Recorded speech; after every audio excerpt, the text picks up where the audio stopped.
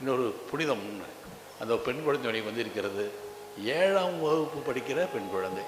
ஆனால் நீ இருக்கிறியா, அங்கே இருக்கிறியா, வெரி குட். அதில் ஆங்கிலத்தில் அப்படி அற்புதமாக எழுதியிருக்கிறது.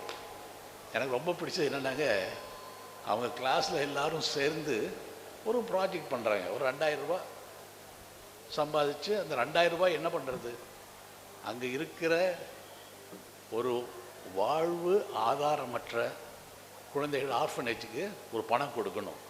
அவங்களுக்கு ஏதோ ஒரு வேளை சாப்பாடு, 2 வேளை சாப்பாடுக்காக எப்படி கொடுக்குறாங்க.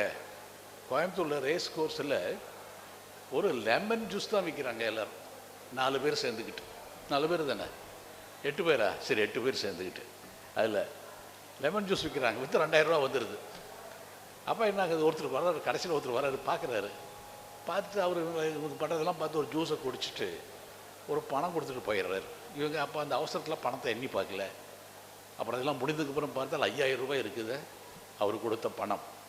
அப்புறம் அவரை தேடி சென்று அவர் கேட்டீங்கன்னா, இவ்வளோ கொடுத்தீங்க, தப்பாக போட்டிங்களா என்னவோ அப்படின்னு கேட்டால், இப்போ யாராவது கொண்டு போய் கேட்பாங்களா? ஐயோ சரி பரவாயில்ல தூக்கி வச்சுக்குவாங்கல்ல, அப்படி தான் எல்லோரும் இருக்கிறோம். போய் கேட்கணும் இல்லைங்க.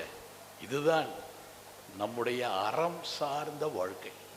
அதுதான் இந்த புத்தகங்களெல்லாம் கற்றுக் கொடுக்குறோம். அதைத்தான் சொல்லி புனிதா பண்ணியிருக்கிறார். ஆகவே இன்னும் கொஞ்சம் நல்லா எழுதலாம். 7வது தான் படிக்கிற, தமிழ்லையும் எழுதணும். ஆங்கிலத்தை எழுது சுலபம், தமிழ் எழுது கொஞ்சம் கஷ்டம். எழுது. உனக்கு எங்களுடைய ஆசைகளும் வாழ்த்துக்களும். அது உங்கள் அப்பா அம்மாவுக்கு தான் நிறைய சொல்லணும்னு நினைக்கிறேன். அம்மாக்கறி வாங்க மேலே வந்து போங்க, அதுக்கெல்லாம் வாங்க, அதுக்கெல்லாம். ஏன்னா நிறைய பெற்றோர்கள்மா